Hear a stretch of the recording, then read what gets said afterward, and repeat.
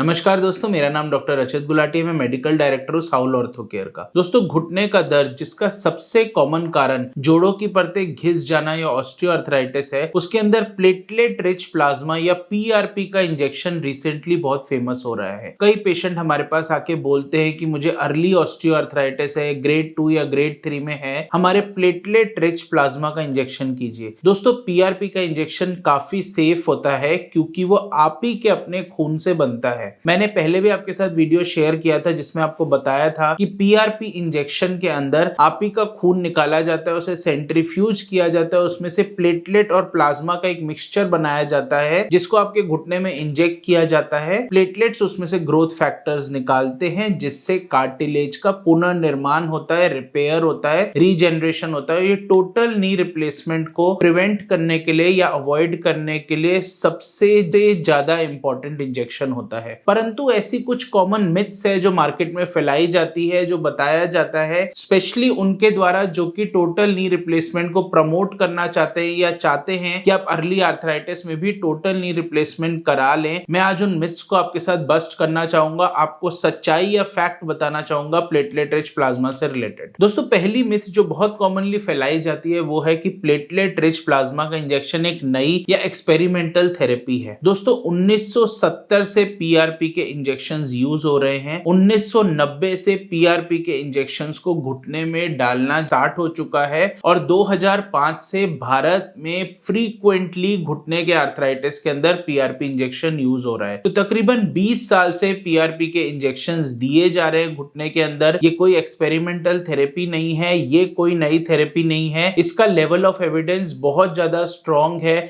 चाहे आप Indian studies की बात करें, चाहे विदेशी स्टडीज की बात करें, उसमें ये प्रूवन है कि पीआरपी कार्टिलेज के अंदर बहुत बेनिफिट देता है, कार्टिलेज को रीजनरेट करता है, जिससे आपका ऑस्टियोआर्थराइटिस ना ही सिर्फ ठीक होता है बल्कि आप टोटल नी रिप्लेसमेंट जैसी खतरनाक सर्जरी को अवॉइड भी कर सकते हैं। दोस्तों, दूसरा कॉमन मिथ है कि पीआरपी का इंजेक्शन बहुत हाईली स्पेशलाइज्ड होता है, इसलिए सिर्फ स्पोर्ट्स इंजरीज में या एथलीट्स ही उस इंजेक्शन को ले सकते हैं, उनको ही एक्सेस होता है। आजकल प्लेटलेट रिच प्लाज्मा का इंजेक्शन छोटे छोटे शहरों में भी दिया जाने लगा है। जरूर पीआरपी के इंजेक्शन शुरुआत में सचिन तेंदुलकर जैसे, टाइगर वुड्स जैसे एथलीट्स ने लिया था। फुटबॉल के कई सुपरस्टार्स ने, कई प्लेयर्स ने भी वो इंजेक्शन लिया और जल्दी से उनकी इंजरी रिकवर हुई और अपने खेल में वापस से जुड़ सके। पर आजकल ये वाला इंजेक्शन बहुत अफोर्डेबल प्राइसेस में, बहुत सस्ती रेंज में और बहुत इजीली ये वाला इंजेक्शन आजकल गांव-गांव में, कस्बे-कस्बे में दिया जाने लगा है। मेट्रोपॉलिटन सिटीज में या शहरों में तो ये इंजेक्शन आपको आराम से मिल जाएगा। आपका पॉकेट फ्रेंडली इंजेक्शन है, आप इसको जरूर ले सकते हैं। कोई स्पेशलाइज्ड इंजेक्शन नहीं है, इसके लिए कोई हॉस्पिटलाइजेशन की रिक्वायरमेंट नहीं है, एक डे केयर प्रोसीजर है। दोस्तों, तीसरा कॉमन मिथ है जो फैलाया जाता है कि पीआरपी का इंजेक्शन सिर्फ इंजरीज में ही यूजफुल होता है। डीजेनरेटिव फिनोमिनन जैसे घिसावट या घिसारे के अंदर पीआरपी का इतना फायदा नहीं होता। दोस्तों, जरूर इंजरी के अंदर या जैसे टेंडन टियर होते हैं हमारे कंधे में या लिगामेंट के टियर होते हैं, उसके अंदर पीआरपी काफी इफेक्टिव होता है, पर डीजेनरेटिव फिनोमिनन में भी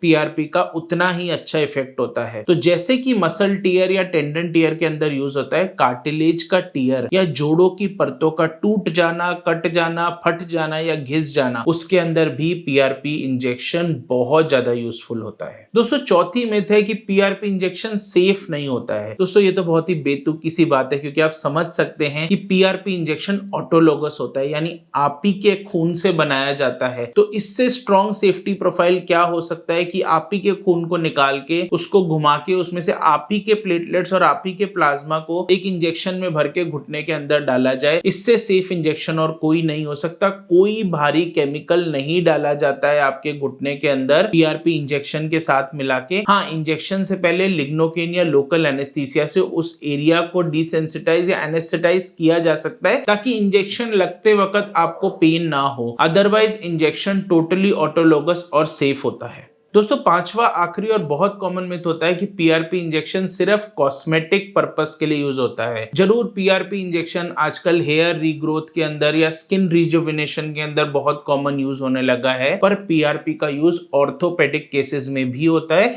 जिसमें सबसे कॉमन ऑस्टियोआर्थराइटिस या घिसावट के अंदर होता है। तो दोस्तों, आशा करता हूं आपके दिमाग में जितने भी मिथ्स होंगे वो सारे के सारे कवर हो गए होंगे, आपको सच्चाई या फैक्ट्स पता लग चुके होंगे। इसके अलावा भी पीआरपी से रिलेटेड आपका कोई भी अगर क्वेश्चन है तो बेझिझक कमेंट बॉक्स में टाइप कीजिए। इस वीडियो को ज्यादा से ज्यादा लोगों के साथ शेयर कीजिए और ऐसी जानकारी भरे वीडियोस देखने के लिए इस चैनल को जरूर सब्सक्राइब करें। Thank you.